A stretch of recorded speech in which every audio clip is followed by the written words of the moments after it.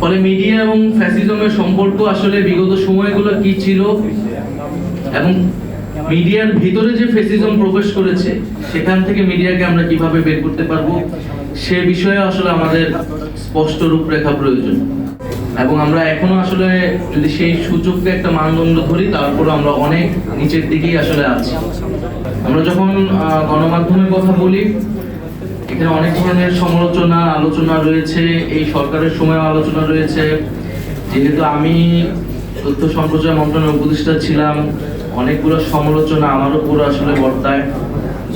আমরা একটা কথা বিভিন্ন সময় বলেছি যে বিগত 16 বছর একটা ফ্যাসিস্ট শাসনের মধ্য দিয়ে অন্য সকল প্রতিষ্ঠানে যে ধরনের দলীয়করণ হয়েছে এবং ফ্যাসিজমের দ্বারা প্রভাবিত এবং নিয়ন্ত্রিত হয়েছে গণমাধ্যমও এর একটি অন্যতম একটি প্রতিষ্ঠান। এবং গণমাধ্যমের উপরে হস্তক্ষেপ এর একটা যেমন আইনি দিক আছে, এর একটা সাংস্কৃতিক দিকও আছে। ফলে মিডিয়া এবং ফ্যাসিজমের সম্পর্ক আসলে বিগত সময়গুলো কি ছিল এবং মিডিয়ার ভিতরে যে ফ্যাসিজম প্রবেশ করেছে সেখান থেকে মিডিয়াকে আমরা কিভাবে বের করতে পারবো সে বিষয়ে আসলে আমাদের স্পষ্ট রূপরেখা প্রয়োজন। কারণ আমরা দেখছি মিডিয়া ও ফ্যাসিজমের যেই সম্পর্ক বিগত সময়ে ছিল, যদি সেই সম্পর্ক থেকে সেই আদর্শিক আধিপত্য জায়গা থেকে যদি মিডিয়া বের না হয় তাহলে আসলে এই জুলাই গণঅভ্যুত্থানের পরবর্তীতে আমরা যে মুক্ত গণমাধ্যমের প্রত্যাশা করি এবং জনগণের মিডিয়ার প্রতি যে আস্থা বিশ্বাসের জায়গা সেটি সম্পূর্ণরূপে নিশ্চিত হবে না। ফলে মিডিয়ার সুশাসনের বিষয়টি মিডিয়ার ভিতর থেকেই নিশ্চিত করা উচিত, সে বিষয়ে উদ্যোগ গ্রহণ করা উচিত। সব মশার বিরুদ্ধে সুরক্ষা দিতে এলো বসুন্ধরা এক্সট্রিম অ্যারোসল, মশার বিরুদ্ধে এক্সট্রিম সুরক্ষা। দ্বিতীয়ত আমরা এই অন্তর্বর্তী সরকারের সময়ে প্রচুর মিস ইনফরমেশনের একটা ক্যাম্পেইন দেখেছি এবং বাংলাদেশের গণমাধ্যমগুলোতেও এই মিস ইনফরমেশন নানাভাবে ছড়ানো হয়েছে। সেই জায়গা থেকে আমাদের আরো সচেতন এবং পেশাদারিত্বের জায়গা আসলে আসা উচিত। কারণ দল হিসেবে বা একটা রাজনৈতিক শক্তি হিসেবে আমরা বিভিন্ন সময় এটার ভিকটিম হয়েছি এবং হচ্ছি।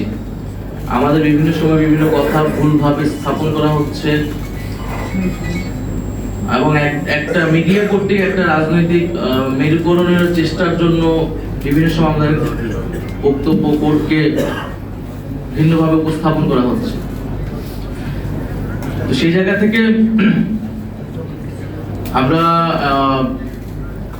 আশা করব যে আমরা রাজনৈতিক দলগুলোর সাথে গণমাধ্যমের যে সম্পর্ক সেই সম্পর্ক আরো ইতিবাচক হবে এবং যে মুক্ত গণমাধ্যমের প্রতিশ্রুতি আমরা সকলেই দিচ্ছি সেটি আসলে আরো কিভাবে কার্যকর করা যায় সেই বিষয়ে আমরা যদি আরো বাস্তবিক অর্থে আরো খোলামেলা আমরা নিজেদের মধ্যে আলোচনা করতে পারি, সেই রূপরেখা তৈরি করতে পারি, এটি আমাদের জন্য ভালো হবে। গণমাধ্যম সংস্কার কমিশন আসলে অনেক আগেই হয়েছে, আমি উপদেষ্টা থাকার সময় হয়েছিল এবং আমাদের যে সময়সীমা সেই সময় ছিল যে গণমাধ্যম সংস্কার কমিশনের সুপারিশগুলো দ্রুত আসবে এবং বাস্তবায়ন হবে, সেটি অনাকাঙ্ক্ষিতভাবে অনেক দেরি করছে। আমি মনে করি যে সেটি দ্রুত হওয়া উচিত, কারণ সেই সংস্কার রূপরেখাগুলো আসলে এবং বাস্তবায়ন হওয়া শুরু করলে আমরা আসলে বলতে পারবো যে জুলাই গণঅভ্যুত্থানের পরে আসলে গণমাধ্যমের পরিবর্তনটা দৃশ্যমান হচ্ছে। গণমাধ্যমে যেই মালিকানার বিষয়টা আসছে আমরা এটা সমর্থন করি যে মালিকানার বিষয়টা সুস্পষ্ট হওয়া উচিত। কারণ বিভিন্ন কর্পোরেট মালিকানা কোনো একটি গোষ্ঠী বা বিভিন্ন আইনি স্বার্থে গণমাধ্যমকে ব্যবহার করার সুযোগ পায়। ফলে গণমাধ্যমগুলো জনগণের কথা না বলে বিশেষ রাজনৈতিক উদ্দেশ্য অনেক সময় ধারণ করে। সেই জায়গায় রাজনৈতিক দলগুলোকে যেরকম তাদের অর্থনৈতিক স্বচ্ছতার জন্য এই সময়ে অ্যাকাউন্টেবল করা হচ্ছে, আমাদেরকে অ্যাকাউন্টেবল করা হচ্ছে, একইভাবে মিডিয়ার যে আয়ের গণমাধ্যমে যে বিনিয়োগের উৎস, মালিকানা, একটি কর্পোরেট মালিকানা কতটি পত্রিকা থাকতে পারবে সে বিষয়ে আমাদের নীতি, সুস্পষ্ট নীতিমালা প্রয়োজন। এবং বিগত 16 বছরে বিশেষত ইলেকট্রনিক মিডিয়ার ক্ষেত্রে মিডিয়ার বিকাশটা বিগত 16 বছরে হয়েছে এবং প্রচুর ইলেকট্রনিক মিডিয়া ছাড়পত্র পেয়েছে, লাইসেন্স পেয়েছে। সেটারও আসলে নীতিমালা প্রয়োজন এবং সেই সময়ে যে উদ্দেশ্য থেকে বা যেই ধরনের ব্যবস্থাপনায় এই মিডিয়াগুলো তৈরি করা হয়েছিল, অভ্যুত্থান পরবর্তী সময়ে আসলে তাদের কি সেই মিডিয়াগুলো বিষয়ে আসলে কোনো ধরনের নীতি আসেনি। তো জাতীয় নাগরিক পার্টি মুক্ত গণমাধ্যমের পক্ষে বিশ্বাস করে